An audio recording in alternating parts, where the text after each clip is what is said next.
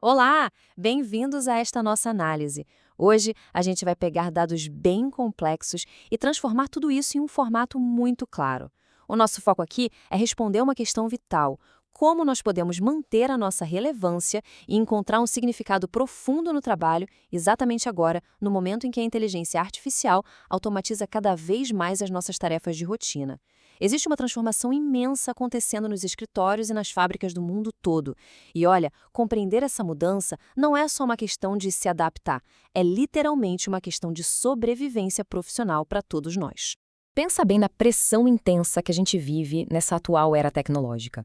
Durante muitas e muitas décadas, o sucesso corporativo foi construído todo em cima de uma base de eficiência técnica, né? Aquela coisa de produzir mais rápido e com menos erros. Só que agora, quando os algoritmos e as máquinas começam a fazer análise de dados, a escrever relatórios e a otimizar os processos quase que instantaneamente, a eficiência técnica deixa de ser o nosso diferencial competitivo. Ela passou a ser só o requisito mínimo. Diante desse cenário, onde a tecnologia já faz praticamente tudo ali no nível operacional, surge uma pergunta muito profunda. O que realmente impulsiona a nossa ação nas organizações modernas? Bom, vamos mergulhar direto nisso com a nossa primeira parte: tecnologia e um novo trabalho. Historicamente, o trabalho foi moldado por aqueles sistemas burocráticos bem rígidos do século passado, sabe? Coisas criadas por teóricos como Taylor e Fayol, que separavam de um jeito super estrito quem planeja de quem executa. Mas, com as máquinas assumindo todas essas tarefas padronizadas, esse modelo antigo simplesmente desmorona. A nossa verdadeira vantagem competitiva sai da linha de produção automatizada e vai 100% para o comportamento humano. A flexibilidade, a capacidade de inovar, a nossa rapidez de aprendizagem, tudo isso passa a ser vital. Não se trata mais da gente se ajustar a uma tarefa pré-fabricada, mas sim da gente configurar os novos sistemas usando a nossa criatividade. É uma ruptura total com aquela ideia antiga do profissional como uma simples engrenagem. E isso nos leva à seção 2, as 3 motivações humanas. Para a gente entender essa nova dinâmica, precisamos olhar para a brilhante estrutura do pesquisador Juan Antônio Pérez Lopes. Ele mapeia o que impulsiona nossa ação em 3 níveis. O primeiro deles é a motivação extrínseca. É aquela transação mais básica de todas, né? A gente trabalha para receber uma recompensa material, seja o salário no fim do mês, um benefício ou status social. É claro que é um nível necessário, porque afinal ninguém sobrevive sem recursos. Mas focar só nisso gera um comprometimento muito incompleto e totalmente voltado para o curto prazo. E o mais perigoso, essa busca pela pura eficácia material, usando incentivos padronizados, é algo que as inteligências artificiais conseguem otimizar e imitar com uma facilidade até meio assustadora. O salto qualitativo acontece de verdade na motivação intrínseca. Aqui, o foco sai da recompensa financeira e vai para a satisfação de realizar o trabalho em si. Sabe aquele prazer intelectual de dominar um software novo e complexo, de resolver um problemão difícil ou de ver as nossas próprias habilidades crescendo? Pois é, esse nível estimula muito a aprendizagem individual, que é algo que as máquinas ainda penam para replicar com a mesma intuição. Só que a teoria aponta uma coisa muito interessante. Mesmo essa motivação intrínseca ainda é muito focada no eu. Ela fomenta o aprendizado, mas ainda falta um compromisso ético mais profundo com o conjunto, com as outras pessoas. Então a gente chega no grande clímax dessa teoria: a motivação transcendente. Esse é o nível de maior conteúdo ético. Significa agir pensando no bem dos colegas, da empresa e de toda a sociedade. É a nossa capacidade de tomar decisões que superam aquele egoísmo biológico instintivo. Por exemplo, quando a gente gasta um tempo extra só para ajudar um colega de equipe que está com dificuldade, sabendo que isso vai levar ao nível de todo o grupo, isso se baseia no espírito de serviço, na justiça, na solidariedade. E é exatamente esse impulso ético que forma o nosso diferencial humano definitivo. Gente, um algoritmo não tem empatia, ele não sente responsabilidade moral pelo próximo, não tem espírito de serviço. Isso é absolutamente inautomatizável.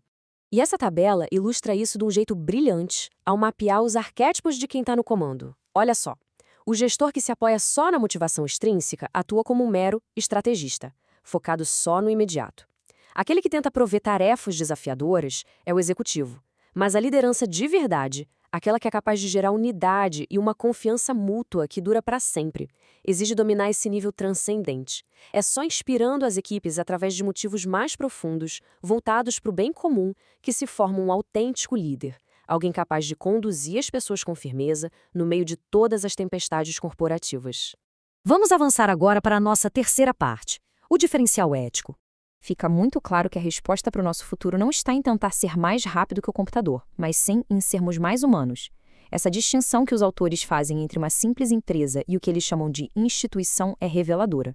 Pensa comigo, um sistema técnico é frio, é calculista, focado estritamente no que a gente produz e na velocidade em que se produz. Esse é um território que a IA já está dominando. Por outro lado, a instituição tem uma natureza quente, colaborativa. Ela traz o para que as coisas são feitas. Ela justifica o nosso trabalho através de propósitos éticos e educa as pessoas. É um ambiente onde o ser humano é visto como o centro de todo o processo, e não apenas como uma métrica de custo. Então, o ponto crucial aqui, como o próprio Pérez Lopes coloca, é que a simplificação administrativa verdadeira e a sobrevivência de qualquer grupo no longo prazo moram no compartilhamento desses valores éticos. Em vez da gente criar organogramas gigantes e normas de controle asfixiantes que, no fundo, só demonstram desconfiança, as instituições de sucesso se baseiam em propósitos partilhados. Quando a gente tem uma ética forte e um sentido na nossa ação, a estrutura da organização pode ser plana, super ágil e altamente responsiva a qualquer choque de mercado. O que nos leva ao ponto 4, o espírito de serviço. Colocar as pessoas acima das tarefas cria um sistema espontâneo de confiança. Em processos de grande transformação, a resistência das equipes muitas vezes nem é pela tecnologia em si, mas pela sensação de que estão perdendo a estabilidade. E o espírito de serviço age exatamente como a cola que mantém tudo unido. Para cultivar essa motivação transcendente, a teoria se apoia nas virtudes clássicas: a prudência, que garante as decisões éticas, a justiça, que assegura relacionamentos saudáveis, dando a cada um o que é devido, a temperança, que nos dá o equilíbrio emocional diante do estresse da inovação, e a fortaleza, que é a perseverança para a gente não desistir na primeira dificuldade. De novo, essas são qualidades da consciência humana livre. Nenhuma rede neural consegue desenvolver isso. E para fechar a nossa estrutura, vamos para a seção 5, Profissionais de Ouro. Vamos ver como tudo isso se conecta na prática. Adquirir essas virtudes não é uma mágica que acontece do dia para a noite. Isso exige educação. Passar um simples operador técnico para um verdadeiro líder ético requer um treinamento deliberado. A gente não resolve a necessidade de liderança ética com palestrinhas motivacionais vazias. O desenvolvimento das organizações precisa incorporar programas muito robustos, focados na ética das virtudes. Dominar essa vantagem humana é a chave absoluta para prosperar hoje e exige que a gente abra a mente, abandone aquela postura defensiva e adote uma colaboração real. Diante de tudo o que a gente explorou aqui, resta uma reflexão final que é obrigatória. Com a inteligência artificial nivelando todo o campo da competência técnica e da força bruta no processamento de dados, o que vai definir a nossa permanência, o nosso sucesso e a nossa realização profissional? A resposta está, inegavelmente, na nossa capacidade de gerar confiança, de aplicar a sabedoria prática nas nossas decisões e de servir genuinamente à sociedade através do nosso trabalho. E é exatamente para preencher essa lacuna vital que uma educação super direcionada se faz mais necessária do que nunca. Conhecer a fundo essa teoria do Pérez Lopes e transformar tudo isso em ação no dia a dia é o grande propósito do curso Profissionais de Ouro, que é a ferramenta definitiva para a gente dominar a motivação transcendente e cultivar esse espírito de serviço. Fica aqui o convite para aprofundar esse conhecimento e elevar as qualidades éticas essenciais nessa nossa era digital. Afinal, quando as máquinas tiverem todas as respostas automáticas prontas, quem é que vai ser o responsável por liderar com um autêntico propósito humano? Pensem nisso.